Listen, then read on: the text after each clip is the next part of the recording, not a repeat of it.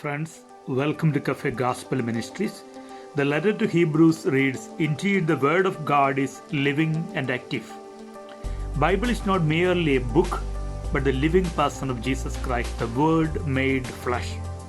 From the very beginning of the Bible, we see the word is effective. It is never neutral.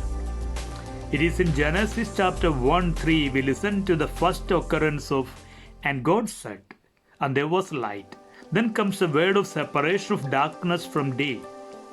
Just take this one example from the Bible and it can cover every other page.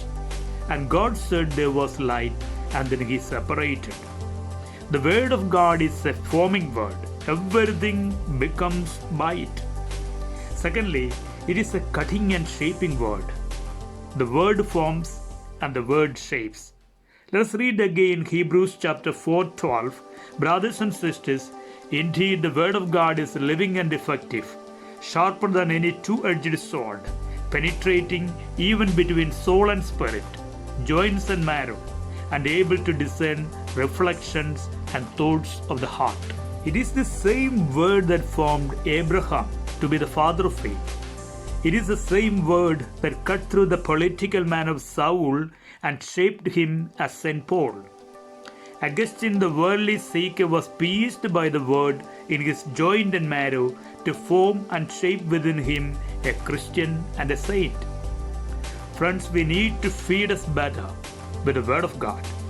We have a tendency to take the word of God for a medicinal quantity, but that is not enough. We need to become Christians shaped by the word. In the gospel, the word of God shapes the young man. The word cuts through the man of rituals and the spiritual man. Jesus says to him, "You are lacking one thing."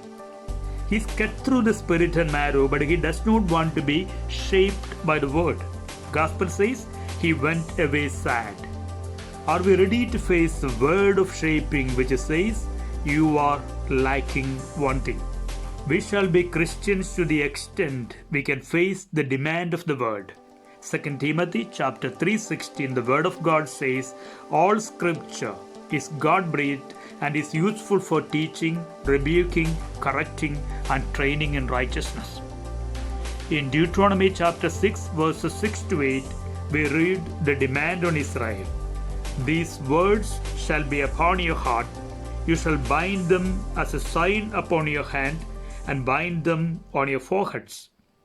It applies to us that a Christian is the one whose heart, thinking, and actions are formed and shaped by the word. Let's try better this week to read meditatively the Bible and let's listen to Jesus speaking to us. You are lacking one thing. God bless you all. Father Tony.